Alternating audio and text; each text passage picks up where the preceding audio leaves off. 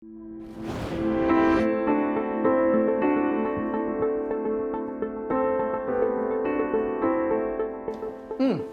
Carl, kumusta? Hello. Oo. I'm Carlos Jerome Lurin. I am 45 years old. I had a heart attack a year ago. I was very stressed actually the year before. I had already symptoms of pain. I had chest pains when I was biking from home to work. I would finish easily. A second sign would be when I take a bath. It was difficult taking a bath already. Nawawala ka ng hininga. The second to last would be my left arm would numb. But the worst experience would come around 3:45 in the morning. Dun yung pain na I could not bear it anymore. I woke up my wife. They called an ambulance. When I had that heart attack, ang sabi sa akin, I was very lucky because not many reach the emergency room. The 2D echo would say may blockage, something's wrong with the heart. But where in the heart? So yun nga yung sabi, I could actually have another heart attack anytime. My cardiologist recommended that I take a angioplasty. And only angioplasty here in Naga, the closest one was in Bicol Access. BP lang kita, sir, ha? This heart attack was one of those heart attacks wherein you have to have an urgent intervention. You can say that the artery was totally occluded. Ang tawag dito is an ST segment elevation myocardial infarction. Ito yung mga emergent cases ng heart attack wherein lucky pa kayo kung makapunta kayo sa hospital, which is kay Carl. Very swerte siya na nakaabot pa siya ng hospital at the time. Here in Bicol Access, I had to have an angiogram. So that was actually the test that was procedure connected to the angioplasty. Doon nakita, no, that I had really blockages in my heart. The problem with medication is just we assume that the medications are working. The difference with this coronary intervention that we can offer is you can visually see that it's working. Kasi makikita mo sa angiogram itself, you can take pictures of the heart, the arteries of the heart, and you can locate visually where the blockages are. On his left side, mayroon dun large screen wherein you can see your heart live. Kasi there's a fluoroscopy machine pointing on your heart. Then we just puncture an area here, your radial artery or your femoral artery here. Right now, it's best to do it here. So lahat naman kami ng Dr. Lasso were trained to do it here. We puncture an anesthesia. Yun lang yung binibigyan na anesthesia. The patient is actually awake. It's just mildly sedated because we want to talk to the patient as we go to the procedure. Then after that, we place a catheter. A catheter is like on the size of a spaghetti noodle na may hollow siya dun sa loob. So it's a catheter, it's a long catheter that we insert all the way to your heart. So let's say, for example, this is your heart and this is your artery.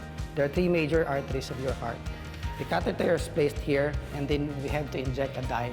A dye is a medication that, when injected, it's like lighting up your artery pataas. It will spread. It should spread here, here, and here. So we will know if there's any blockages. Let's say, for example, once you insert the dye, if it doesn't go through here or here, meaning to say this artery is blocked.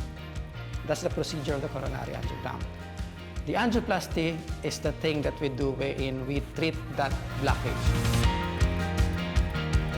We insert a wire here, we insert a balloon, then balloon it up. So, yung artery na narrow because of the blockages, in-inflate namin yung balloon. So the blood again can go through the muscles of the heart. And once it's inflated, we put in a tube, what you're calling your coronary stent. We place it there, and after which, we remove it, and permanently yung tube nandun na yun. So it would hold up the artery para continuous na yung flow going to your muscles of the heart. So the muscles of your heart will again be able to move kasi may supply na agad siya ng blood. And the good thing about this is kapag meron kang intervention, the following day you can send the patient home. After a week, you can go back to work. Maybe after a week, you can do your regular exercise. You can do jogging, running. Even after a month, you can do anything. So parang brand new ka na ulit pag nagawa ka nun. I was glad that we had angioplasty here in Naga, so you don't have to travel anymore. Minsan, kinakabahan ka pag may procedure, no? But I saw in them that they were very confident and they were very professional in the procedure. I only stayed here 24 hours or 48 hours in Bicol Access. But the care was excellent. The care was excellent. Cathlab means cardiac catheterization laboratory. So this is the place where we interventional cardiologists do the procedures like coronary angiogram, angioplasty, but not only those procedures, we can also do pacemaker implantation, we can do a balloon angioplasty of the valves of those patients, also with the other valve diseases. We can also have neurointervention. So it's basically multi-specialty center. Interventional radiologists can do also their procedures in a cath lab. Well, first and foremost, Bicol Access is fully equipped with the diagnostic test. And also, we have competent staff and also doctors in Bicol Access. Not only that, the price of the procedures is competitive. And also, it's accredited by almost 35 HMOs. For the past 20 years, ischemic heart disease or heart attacks or heart problems is the major cause of death in all worldwide, especially here in the Philippines. Bicol AccessHealth Centrum is a one-stop shop. Lahat na nandun. There's no excuse for any individual, any person to have his heart checked. Theoretically, at least at the age of 21 years old, dapat nagpapatingin na. Especially those patients with strong family history of hypertension, diabetes, dyslipidemia, those patients with smoking history, obese patients. So as early age as 21, kailangan na magpa-check up yung tayo.